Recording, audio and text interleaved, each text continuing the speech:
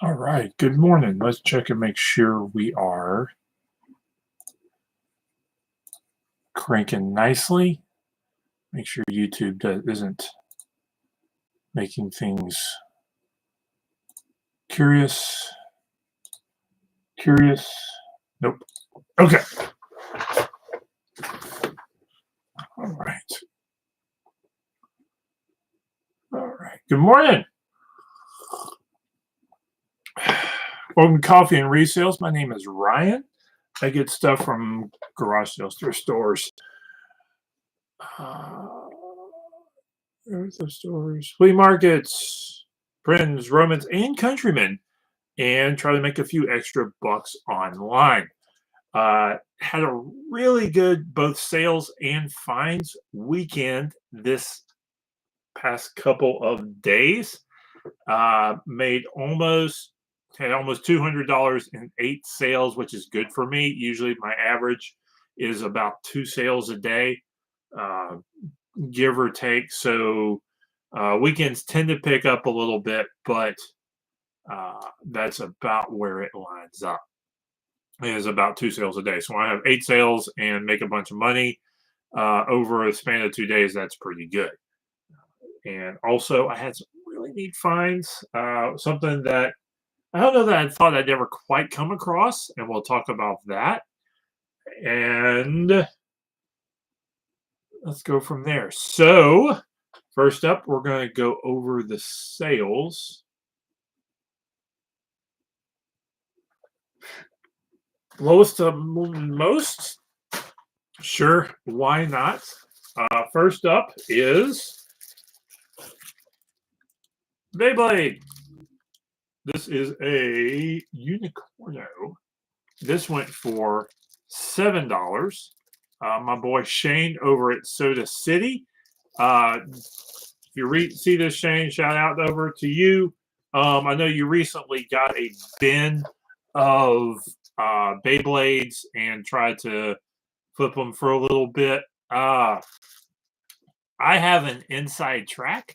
My eldest son knows a ton about Beyblades, and so I know when I can I know at least enough, grab them for about $1 a piece, give or take, and then I bring them over to him, and he can tell me which ones may or may not be worth anything. He can put them together, and that way I can get the most out of my dollars. Most of them bulk $2 to $3 a piece. There are a handful out there that are worth $10 to $15 range. There aren't a whole ton worth a whole lot more than that. So that's where I snag them and in bulk and can flip them. I got these off of a flip like last summer. Sold 2 or 3 individually so far. I've got a big batch of them that I'm trying to get some more money for them, and I think I'll wind up coming out ahead on the whole thing. So that's that. Next up, let's see, 20, 60, 16, and then 18. Okay, this one, the Koran Jerusalem Bible.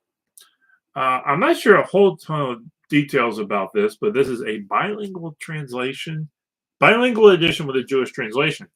And it reads like Hebrew, wrong way. Right to left instead of left to right, at least on the Hebrew part, and it's backwards. This is the front, and it opens like that. And if it's kind of hard, like, wait, what? Yeah, it opens backwards. So, Bibles, weird Bibles, funky Bibles, are Bibles that sell. And I'm not really just necessarily talking about bad translations. This went for $16. I actually had it for hire for a while. Thought it would go for a little bit more, but it didn't. But I'm not talking about funky translations like the Passion Translation or anything like that. I'm talking about bilingual stuff. Anything that makes it more than a standard hardcover Bible with That's a hardcover NIV with nothing, like no references or anything like that. You need Bibles if you're looking for Bibles, reference Bibles, and clean Bibles with no markings, not paperback. You want nice leather covers, and if you watch some of my content in the past, you know what Bibles I'm talking about. I'll bring up whatever's particular about. If I sell a Bible, I'll tell you why that Bible sold. Uh, so if you want to go back and do that, it's a good thing to go look at. Though it may not be easy to find sometimes. But usually, I would say once every third show I do of these, I'll probably have a Bible to sell. It's one of my bread and butter items. So there you go. All right, next up, we're gonna do this. This is a toddler Carhartt overalls. Sold somebody in Alaska. Really cute, really neat. Sold for 18 bucks. So I got it at Goodwill, and we actually held on to it for a little bit, thinking we may give it away. But we didn't. And so I sold it for $18. Overalls do well. I have actually had pretty good success. If I see a pair of overalls for $2 or $3, I mean, even like women's like style overalls or whatever, they sell. I've always had pretty good success selling overalls. So I don't do a ton of clothing because it takes up space. It takes a while to sell typically. Except those took about a week. But most other stuff takes a while, so I'm real particular when I grab clothing to resell. All right, next up. Okay, Pokemon. I did not catch them all. This Pokemon Prima Strategy Guide for Sapphire and Ruby for the Wii Game Boy Advance. This went for $20, and this one's rough. Like the first page is torn out and there's no map. This book could go for as high as almost 40 if it had everything. Like if it was in like pristine condition and had the map and a couple other things in it. As it is, this thing sold for $20. Pokemon video game strategy guides. Not all strategy guides do great, but Pokemon ones do pretty good. This one went for $20. And I made sure I described it properly too, and it still went for that high. So keep an eye out for Pokemon stuff. I think that's actually that may be death pile item too. I managed to list a few death pile things this past week, and it's been nice to see them sell.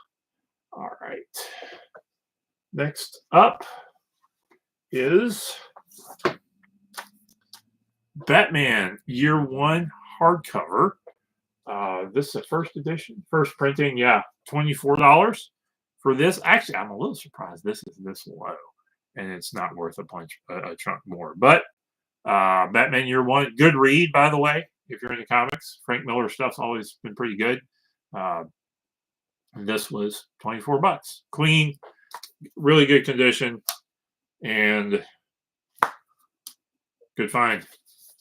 Morning, Kevin from Lackland, Florida. Someone has entered the chat. Usually it's Kevin from Lakeland, Florida. All right. Next up. We're going to grab that one. But where's Green Lane? Okay. Next up. Weird one. Handbook for the Accident Reconstructionist. And I don't think this is a philosophical. I think this is actually this is like forensic type stuff. So I don't know if this is Institute for Police Technology and Management, University of North Florida. This was one of those books that I had like one of two on the internet, so it's really hard to price. But it sold for $29. So forensic stuff, and I'm not talking like real CSI stuff. Is real. I've sold a handful of crime investigating. This isn't like your criminology 101 stuff. This is your real true forensic science. This CSI stuff. That stuff sells. And so I'm actually a little surprised this actually wound up selling. I've had it for a while. I don't know if it's been a year, but it's been a good while. But it eventually did move. So keep an eye out. That goes to the upper level, higher level textbook type sales, which I've had a couple of those sell this week, uh, where your math 101, your biology 101 stuff, that stuff really doesn't sell unless it's almost brand new or 1 or 2 years old, because that stuff really gets churned out pretty and over and reprinted and re-updated pretty quickly. What you want is the later stuff that doesn't necessarily get updated a bunch. So your upper graduate level books, they don't put out a new edition of those every year, because it's not as big of a money grab, I guess. So that's the type of stuff you look for. That's the type of stuff that sells, at least in my experience. Around where I live, there's a lot there's a lot of nursing stuff. Nursing stuff is kind of the same way. Actually, I think some of the higher level nursing stuff may actually be sort of the same way. But nursing and teaching books don't tend to do that great. So anyway, at least in my experience, yours may differ. Next up, more toys. This is a Green Lantern 6-inch DC Comics Icons figure with about, I think he's missing, see a lot of these green glowy parts. He's missing a few of those. I think he's missing a hand. This went for $29.99. If he had the extra parts, that would have added an extra $5 or $10. So the 6-inch action figures with high detail are still okay sellers. I don't know. Actually, you can get batches of them used without like the parts and stuff for not a lot of money, but like the loose stuff. But occasionally you find stuff that still sells pretty good. I grab them whenever I can, whenever they're a buck or two or less.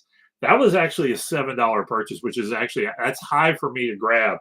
But they priced it a little high.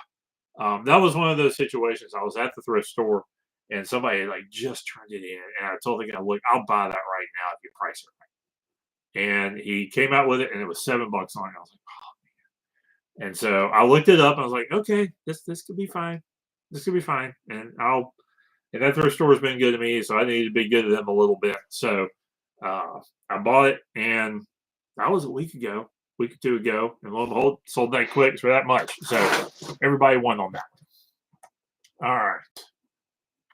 Is that everything except the one thing? All right. Now, big sale of the day has been sitting in the background. This bad boy right here. Another DC Comics sale. Is that the same guy? Not the same. No, it's not the same guy. Okay. Boom. This ugly joke. No, it's not Joker. This is Bane. He's actually missing some parts to him. There were some bits to him. But this guy, $60 for this ugly thing.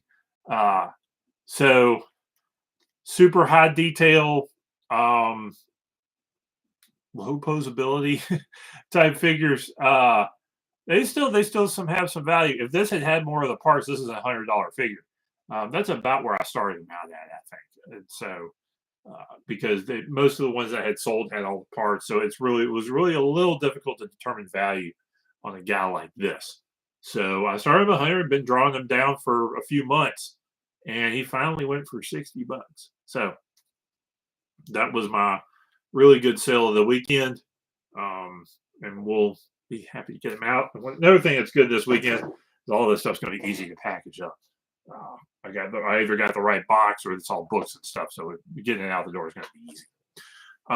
Next are my finds, and first big find is not a great Transformer, but it's a Transformer. Found in the wild at thrift store. This guy, this is, oh, for crying out loud. It's not Thundercracker. It's one of the Coneheads, which is funny if you know what I'm talking about. And the spot you want to go to identify your transformers is a website called tfu.info. And you can search by color, which I just did. And this is Ramjet. That's who that is. This is a Ramjet. In this condition, without the parts and all that sort of thing, 15, 20 bucks, give or take. So, and I actually may put him up on some of my, and his nose cone's a little chewed too, but it's Transformer 5. So he's going to go right there for right now while I do it. I'll probably try to put him on Facebook Marketplace and some of the niche groups I'm part of first. I have another batch of 80s toys I've been trying to sell. And somebody may be wanting to pick that up along with a few other things. So that's that plan. All right. Next up, probably one of the biggest finds I've got over the last few years. Picked up some books. Not going to talk about those. Bread and butter stuff. Some theology, some kids' books. We'll gloss over those. But my big find this weekend were these guys. That's a Minotaur and a dragon. It's a Minotaur and plastic dragon. What's so special? This is from a game. This is from a game from the 80s, give or take, called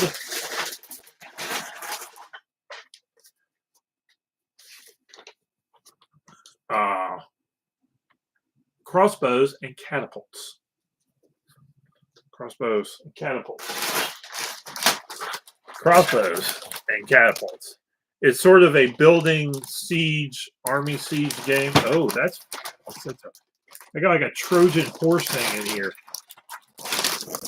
So this game is, look, it's like castle pieces, and range from this size. I've actually sold a few pieces before of this game. Actually, and there's a handful of guys out there that actually have remanufactured some of it. But if you, that's neat. It's like some sort of Trojan horse thing. So there's that.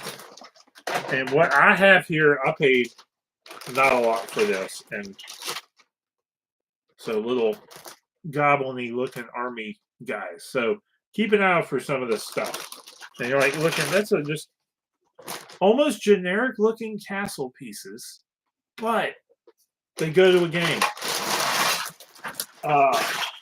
Now, some of the smaller pieces will be lotted up.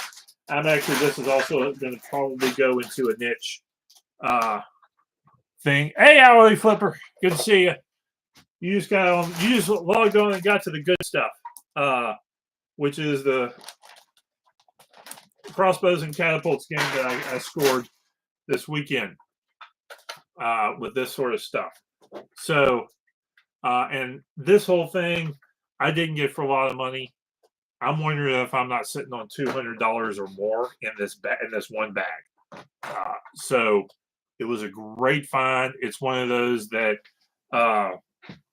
when you look enough, I go 3 to 4 times a week to a thrift store, and I usually frequent one. And this I got at one that I hit on Saturdays. It's a little out of the way. I grab a couple kids and we do a loop around town on the weekend sometimes.